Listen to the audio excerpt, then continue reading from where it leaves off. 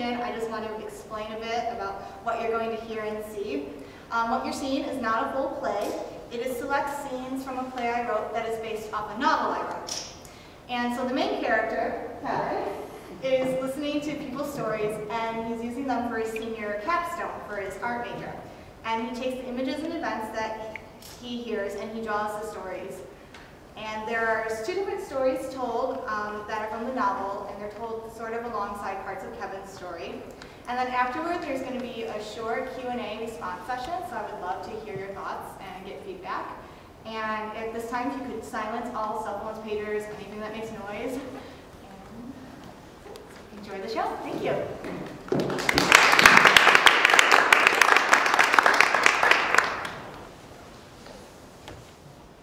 Lights up. Kevin is in his art corner drawing. Jen and Erin enter. All right, Kevin, we're going to tell you the journey of Jaren. The what? Jaren, that's us. It's our couple name. Joe and Nate are no. Anyway, you better pay attention. The journey of Jaren is the best one yet. Can't wait to hear it. I came out to my mom when I was 16. Jen's house. The living room and Jen's bedroom are seen. Jen's mom is reading a magazine. Jen is in her room talking on her phone. It's a mess with clothes and books and CDs everywhere. There could be some current teen music playing as Jen talks. She talks for a few minutes and then hangs up the phone and goes to find her mom. Mom, can I go to the mall with Erin and Nicole? Is your room clean? I'll clean it later. Can I go? Only if your room's clean. But Mom! I told you earlier this week that you had to clean your room before you went out this weekend. But Nicole's leaving now and I really want to go with them. Call and tell them you'll meet them later. I want to go now! You can go, after your room is clean. Jen stares at her mom for a minute, then stomps off to her room. She starts to violently clean. Jen's mom waits for a few minutes and then walks to Jen's room. Muttering. Not fair. I want to hang out with my friends, go see Erin. Don't just shove everything in your closet. Why can't I decide what to do with it? I shouldn't even have to clean my room if I don't want to. It's my room. You have the choice not to clean, but then you can't go out with your friends. You're my daughter, which means you have to follow my rules until you're 18. It's not fair. I want to go now, not later. Well, then you should have cleaned your room earlier. I gave you enough time. I was busy all week. Yes, busy hanging out with your friends. Now you need to clean your room before you go hang out with them again. I should be able to hang out with them whenever I want. Otherwise, I'm going to end up with no one. They're still going to be there after you clean your room, Jen. Stop being so dramatic. I'm not straight. I'm bisexual and I love Erin. That's fine, but you're still 16, you're still my daughter, and you still have to clean your room before you go to the mall. A slight pause, and then Jen runs over and hugs her mom. I love you no matter what you are or who you love. How about I help you clean your room and we'll talk about it? Okay. I love you, Mom. I love you too, Jen. Now tell me what's been going on. Back to Kevin. I didn't really tell Erin, but I think she always knew. She and Lucy became friends, and after high school, we all went to the same college and lived in the same house. Erin, Lucy, and Jen's house. Lucy is sitting and reading. Erin enters and gives Lucy a kiss on the cheek that angers and annoys Lucy. She flinches and moves away from Erin as she sits down on the couch next to her. Stop doing that. Doing what? Acting like we're dating. I'm not. Yes, you are. You're always holding my hand and dragging me places and kissing my cheek and hugging and hanging all over me. I'm just doing that as a friend. I do the same things with Jen and Nicole and Joey. No, you don't. You make it a point to do things like that with me. Well, it's not intentional. I don't mean to single you out. I think you do, though. Erin, are you in love with me? Freezes for a moment, then slowly nods. I have been since I first met you. I wasn't sure how to tell you, but I've been planning to soon. I've been acting more affectionate lately in the hopes that it might make you like me too or something. Apparently it's done the opposite. Yeah. Both girls are quiet, not sure what to say. Listen, Erin, I need some time to process this. And I need you to give me some space so I can figure out what I feel towards you. Sure. Just, I hate to say it this way, but don't get your hopes up. Chuckling. Trust me, Lucy, I know it's not a likely possibility, but it's better to have loved and lost than to never just will always be your friend, especially after all we've been through. Erin gets up and kisses Lucy on the forehead before they leave. Erin's at the library studying at her usual table. Lucy comes in and sits down next to her. Erin, can I talk to you for a minute? Sure, what's up? I've been thinking about what you told me, and I don't feel the same way. I love you as a friend, but nothing more. I know. I've known the whole time that you didn't love me like that. I just wanted you to know. And I want you to know that I'll always love you for who you are. It's your choice, though, to love me back in the same way. I love being your friend. That means more to me than a false relationship. I have no control over you just because I say I love you. Grabbing Erin's hand. Thank you, Erin. Erin smiles and watches Lucy leave, smiling more as Jen walks in and sits at a table nearby. Erin tries to study more, but ends up playing with her hair and giving up. She walks out, taking a moment to look back at Jen. She leaves to think things over. Lights change back to Kevin. Really? You and Lucy? Yeah, although there is more to it, but that's Lucy's story to tell. Oh, You should talk to her. It seemed like you two really hit it off at the play the other night. yeah. We're meeting up for coffee and to chat this week. Good. I think you'd be good for her. She's really wonderful. But if you hurt her, we will kill you. It's just coffee. Nothing more. Okay, enough about Kevin and Lucy. They're not even official yet. Here's the rest of our story. Clarence's house, in the kitchen where Jen is studying with her glasses on. Erin comes in and watches her for a moment. Jen doesn't notice she's there. Lucy doesn't love me. Sits down next to Jen at the table. Looks up at Erin. I know. Looks down, takes a deep breath, and removes her glasses. I love you. Reaches over and squeezes Jen's hand. I know. Jen looks up and they exchange a smile. Erin lets go of Jen's hand. I need a bit more time. I've loved Lucy for a long time now. Can you wait? I've always been waiting. I always will wait. Erin smiles and leans over to kiss Jen on the cheek before exiting. Lights change back to Kevin. I knew I liked Jen, and if I hadn't been so crazy about Lucy, I would have realized it sooner probably. I just had to accept that Lucy would never be with me, and that's okay. I spent more time with Jen, just Jen, and I started to fall in love with her. Outside in the rain, Jen and Erin are drilled. Jen not happy about it, Erin running around and having fun.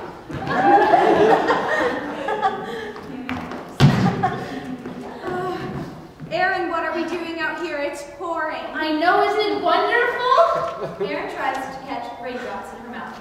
Jen watches her and slowly smiles before going over to join her. Jen leans up and kisses Erin. She starts to pull back on her breath, but Erin grabs her and pulls her in closer for another kiss. They pull apart and Erin is smiling at Jen. Jen is slightly confused, but happy. I've wanted to kiss you for a while now, and I've always wanted to kiss the person I love for the first time in the rain, so I had to wait for it to rain to kiss you and tell you that I love you. I love you. Jen kisses Erin again, and they exchange a few more kisses and I love yous as the lights slowly fade. Lights come back up on Kevin.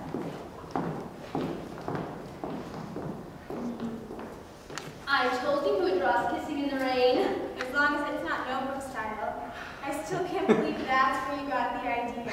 Shut up, you love that movie and you know it. It's not notebook style, but I think it captures you two pretty well. Oh, I love it. Not too bad. Just don't make it a white t-shirt contest when you color it. Right. Dark colors to match your dark soul. I take it back. I don't want you with Lucy. You're mean. It's just coffee. As friends, it's not a date. I give you a few weeks. By the time the semester starts, you two will be a couple. Oh my gosh. Just leave. I need to draw and I can't work with you two here. Thank you for telling your stories, but now get out. All right, we'll leave. Draw us pretty, though. Draw Lucy a picture for your date. Lights fade. Kevin hurrying to finish his drawing. The stage is set back up to be Joe's cafe. Kevin gathers his drawings and hurriedly walks to the cafe. He stops, seeing Lucy already there reading the book. He takes a breath, then walks in and over to her. Hi, Lucy. Sorry to keep you waiting. No problem. I haven't been here that long. How are you? I've been good. Busy drawing. I brought some with for you to look at. Hands Lucy the folder of the drawings. Lucy slowly looks through them, making Kevin very nervous. Wait, not that one. Keeping hold of the drawing out of Kevin's reach, Kevin sighs and gives up trying to get it back. Now he's even more nervous. This is me. Kevin nods and lowers his head, avoiding eye contact. This is me. How you see me?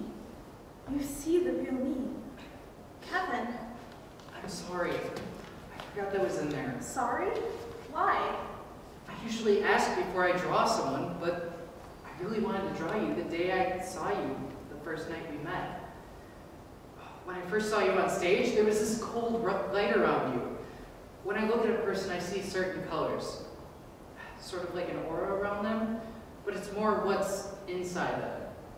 Erin, for example, is a bright yellow and neon pink. She's very loud and bright. I had never seen anyone else with your color, though, and it wasn't just the stage lights, because it followed you wherever you went. Even if you were in the back of the stage, mostly in the dark, it was still there, shining bright. Then I saw you off stage, and I pretty much collapsed. I don't know if you saw or not, but I literally couldn't breathe. When I looked at you then, the gold light was tarnished and black, almost burnt. It was, well, shocking. I had expected the light to dim a bit, maybe be more yellow in you, but it wasn't. It was black and brown and horrible. But then you laughed and it became gold again for just a second. I couldn't really process all that at the time. It took me working on that picture for a few days to figure everything out. I was going to ask you today if I could draw a picture of you, and then I was going to give you a copy of that without the colors. But I forgot that I put that in the same folder. I'm sorry about that. I know it wasn't right for me to draw your picture without asking first. Long pause, waiting for Lucy to say something. She just keeps looking at the pictures. Maybe I should go. Kevin starts to get up. Lucy puts a hand on his arm and shakes her head once. He sits back down. I want you to do more. Okay. More what? More of these drawings. I want you to draw until it's all gold. Until it's like Erin and Jen, beautiful and full of something. All right. I don't know how to make it untarnished, but I promise I'll try, Lucy. I promise to draw you like gold. Takes hold of Lucy's hand on his arm and squeezes it in encouragement. Kevin gets up and takes drawings. Lucy stays sitting in half gold light, then gets up and leaves. Lights slowly dim. Lights up on Lucy, sitting and reading next to Kevin's drawing spot. Kevin enters and sits in his chair. I still can't believe that I filled a whole notebook with stories from everyone this summer. Kisses her in greeting and sits next to her and shows her the notebook. Wow. How are you going to be able to organize this all into your show? I have no idea. Thankfully, I still have another week before the semester starts. Oh, God. Erin was right. We're a couple before the semester starts. Kevin rests his head on his arms. Lucy smiles at him and flips through the notebook. It's okay. Technically, Nate won the bet. He said 3 weeks and Erin said a month. Of course they bet on us. Pause. Hey, Lucy, what's your story? Pauses. I don't know if I'm ready to tell you yet. Okay. Gathering all these stories just made me wonder. Whenever you're ready to tell me though, I'll be here to listen. Thanks. Kisses him. Kevin goes back to drawing. A few days later, Kevin is sitting in his spot and drawing. Joe enters, looking over Kevin's shoulder. What are you working on? Just finished going through all the stories and starting to sketch some stuff. Looking at drawings. These are good, as usual. This one's cute. Yeah, they're a really cute couple. Joe keeps looking through the sketches. Kevin goes back to drawing. Hey, Joe, what's your story? My story? Yeah, you said that you didn't want me to know at first so I could draw you and Nate as you were now. I I've done that. But I'm curious as to what's under the surface that I haven't gotten yet. I'm not quite ready to tell you yet. Okay. Whenever you are, though, I'll be here to listen. Thanks. Lights up on Jen and Erin, also called Jared. They're waiting for Kevin and Lucy.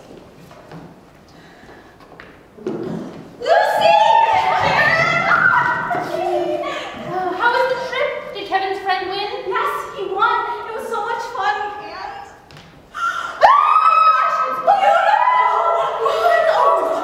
Tell us everything. well, there were these idiots that were trying to hit on me, and so Kevin proposes one night so I can have a ring and then get them to stop. Of course, I said yes. It was so amazing and surprising. Oh my gosh, that's so awesome. I'm so happy for you, darling. Yes, this is such great news. Where's Kevin? Oh, I want to tackle him with a hug. I'm not sure. He was behind me. Oh, there he is. Kevin enters. I take it Lucy told you. Oh, yes, and I'm so happy for you. Congratulations. Thanks. Let's go see this movie and then we can start planning a wedding.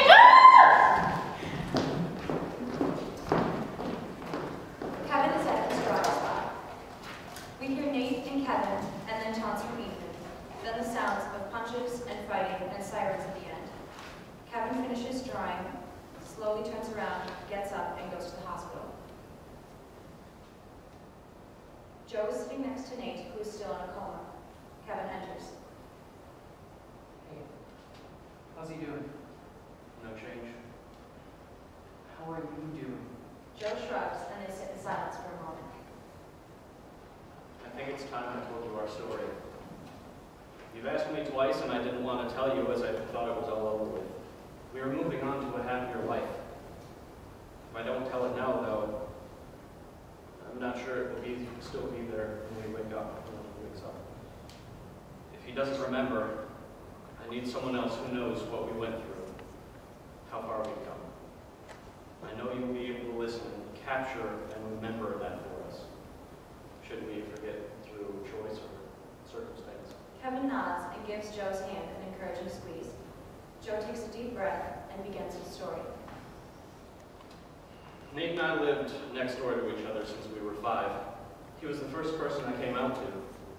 I later realized that I was in love with him, and I didn't tell him. I didn't want to lose my best friend. I was also kicked out of my parents' house and lived with Nate and his mom for the last 2 years of high school. I didn't want to lose another home and my best friend. He also only seemed to like girls. Nate started dating this girl, Beth, but then they broke up. Joe is sitting and working on math homework when Nate walks in and sits down, clearly upset. Nate, what's wrong? Nothing. Beth just broke up with me. Oh, I'm sorry. You okay? Yeah, or it will be. I mean, I liked her and all, but I was kind of getting tired of the relationship. I just didn't want to be the one to call it off. Oh, yeah, okay. Well, you want to do something, like go to the park? Help get your mind off it? Sure. I'm so glad it's almost summer. Joe picks up a frisbee and they start to walk to the park. Yeah, it will be nice to have a break from school. And then we start senior year! Just one more year and then out to college in the real world. Yeah, kind of sad, isn't it? After next year, we may not really see each other anymore. We can still call and stuff, but no, it won't be the same. Let's not think about it. It's still a long way off. Right. Even if we're far apart, though, I'll still always be there for you. I know, same here, dude. To Kevin. I didn't ever want to lose Nate as a friend, but not being able to be more to him hurt as well. I was looking forward to a bit of distance between us. I mean, I saw the guy almost 24/7, so I was surprised that we would return my feelings. To Nate. Of course she ends up with a best friend. I told you this movie would be totally predictable. Shrugs. I still liked it. It was funny. Besides, some of the best relationships come from the strongest friendships. Don't you think so? Yeah, I can see that. I know I would love to spend my life with my best friend, but that's not really an option. What if it was? What? What if it was an option? Would you want it?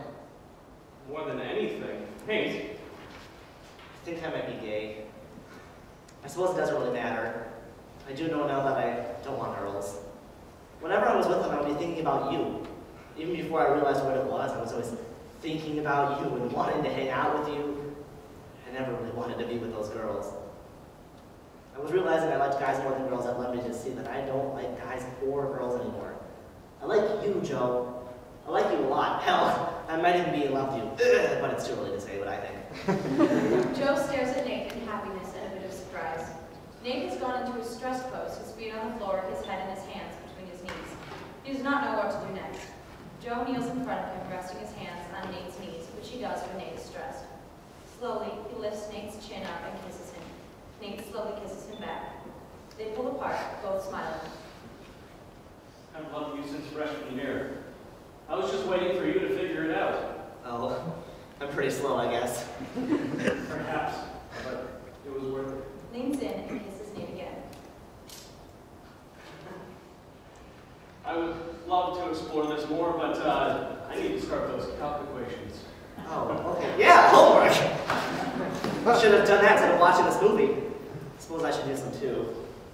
I know there's a lot we have to discuss, but tomorrow's Friday, and I think it would be best if we waited until we had time. We weren't risking being interrupted. What about my mom? Let's tell her tonight, after we get our work done. Although, since it's Diane, she probably already knows. To Kevin. Things were good. We kept our relationship secretly, mostly, so we didn't get beat up at school. I mean, I was out and had to deal with that stuff, but I didn't want Nate to be hurt or give them any more reason to hurt me. Nate also wasn't quite ready to be out to the whole school either. He also had a hard time with Beth. She regretted breaking up with him and wanted to get back together. His reasons why, that he didn't love her, didn't like her, were never good enough. But he didn't go back to her or say anything about us. Joe and Nate are walking. To Nate. You could have said yes to Beth. Used her as cover. Oh, love her. I love you. Joe stops in shock. Nate keeps walking. What? You mean what you said? Realizing what he said. Well, yeah. I mean, I guess I always have. I just don't think I realized it until now. Then. Now. Whatever. Gives Nate a kiss to stop his ramblings. I love you too. Come on, I think Diane was making butterscotch bars today. I bet she's got them out of the oven now. They'll be warm and perfect for eating when we get back home.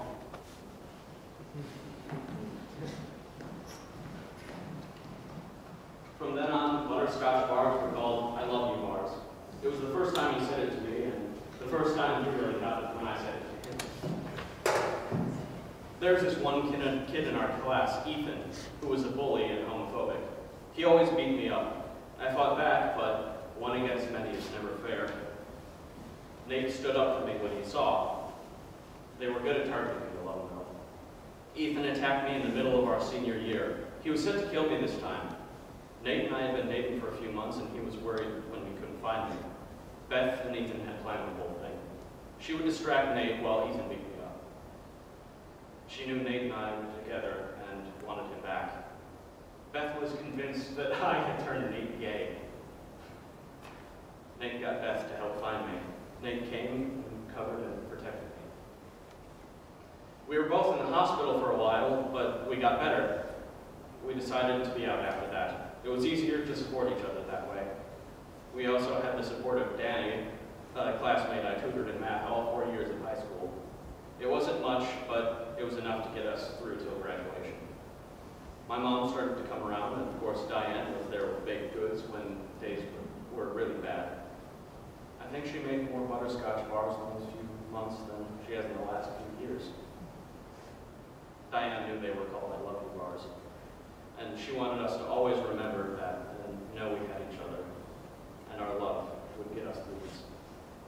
We did, and things were starting to turn around. Life was getting better and easier. Even my father had been moving forward. I don't want to step backwards. Lights down. Lights up on Nate's hospital room. He's woken up, but suffered from some brain damage and memory loss. He does not remember Joe at all. He thinks it is still his senior year of high school and he's dating Beth. He is He's talked to Beth and gotten the truth from her and has asked to see Joe. Hi. I'm glad you asked to see me. I don't want you to talk. I just want you to sit there and let me talk and say all this. I don't even know how to start this. I know what you did to me. How you tricked me into loving you, needing you. You forced me away from Beth, from my friends. You made me feel isolated and tortured me, hurt me. And no one knew except Beth. I don't remember any of it, and I don't want to, ever. So I'm going to ask you to leave. Leave me, leave my life, and don't come back. I can't remember you even from before you hurt me. I won't. No matter how much you try to get me to, I won't. I couldn't ever remember anyone like you. I don't understand. You tricked me into loving you. You loved me and made me love you because you wanted me and had to have me. You didn't care that I was straight. You manipulated me and then you beat me. Beth told me and explained it all. I didn't want to press charges when she found out. She was the only one who knew the truth. You made me push her away even though I really loved her, not you. No, Nate, that's not true. I would never hurt you like that. You did, though. You did. You kept me away from everyone, kept me all to yourself. You didn't see me as a human, only as a possession. Beth watched me. She was always there, watching out for me all these years. She explained it all. Nate, I swear to you, I didn't do any of that. You are human, I know that. I know who you are, probably better than yourself. I would never take away your free will and make you into something I owned. I know this is all from a stranger right now. But if you just listen to me, we can get to know each other. We'll start off as friends, and then when you get your memory back, we can go back to being together. I waited for 3 years. I can wait a little longer. No. It's over. We're done. I don't want to see you again. Nate, please don't do this. No, I don't want you in my life. Get out. Nate, I love you. I never loved you. I will never love you. I don't want to see you ever again. Get out. No, Nate, please. I never loved you. I will never love you. I don't want to see you ever again. Get out. Nate, I love you. I need to see you. I never loved you. I will never love you. I don't want to see you ever again. Get out. I love you. No, I don't. I never will. Get out. Get out. I don't love you. I never will. Get out. Get out. Get out. Joe's body shakes in a violent tremor as he turns and flees the room. He runs blindly past the nurse who comes in to calm Nate down. He runs to his car and leans against it, sobbing so hard he throws up. He hangs his head as he sits on his hands and knees until he finally calms down enough to stand. Standing, he slowly opens his car and slides into it. He turns it on and turns the volume on the radio up, anything to get Nate's last words out of his head. Lights slowly dim. Lights up on Joe's house. Joe is falling apart. He's at home just completely shut down. Kevin enters with a large canvas and knocks on the door to Joe's house. Joe! Joe, are you there? Knocking on the door. Joe! Joe gets up and slowly makes his way to the door and opens it. Oh, good, you're home. Joe slowly steps aside to let Kevin and the canvas in. The canvas is covered. Kevin sets it up in front of Joe in such a way as that the audience cannot see it. I finished this the day of the attack. I was going to give it to you guys that next day at Joe's Cafe. It would have been a year since I met you guys there.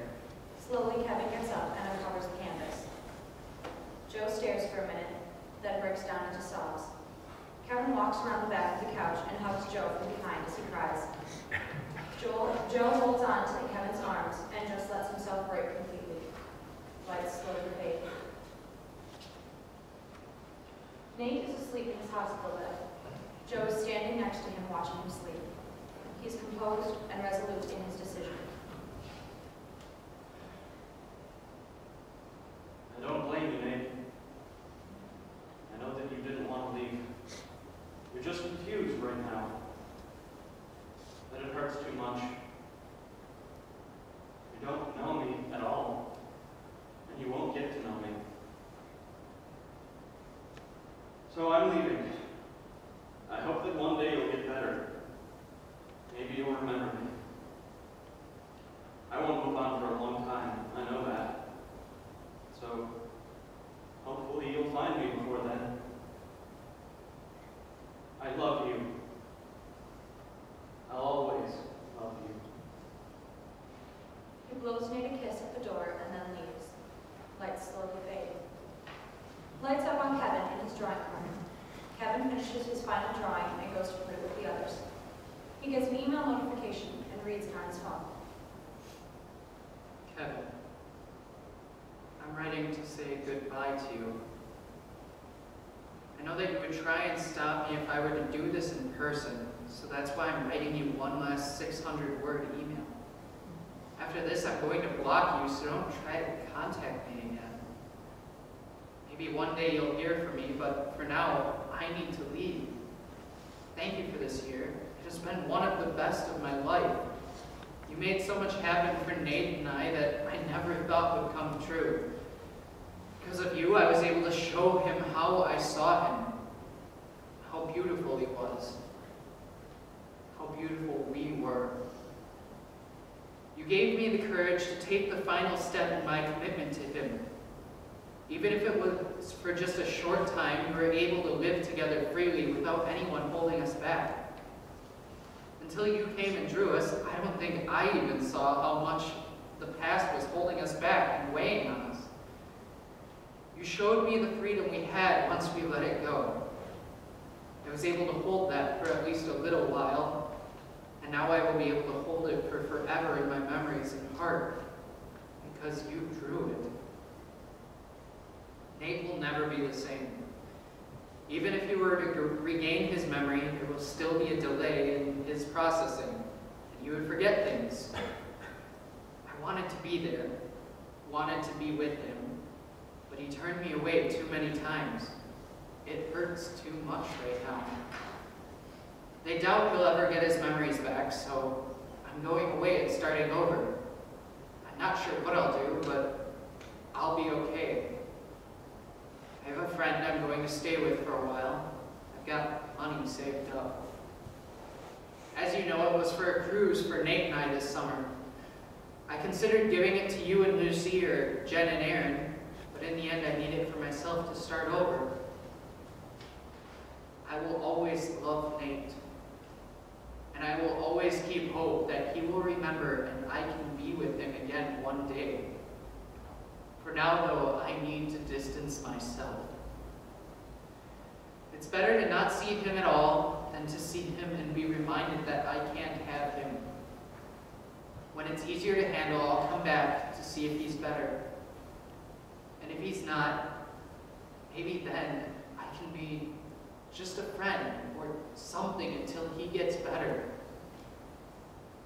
Please don't try to follow me or find me. I need to start over on my own. Watch everyone for me.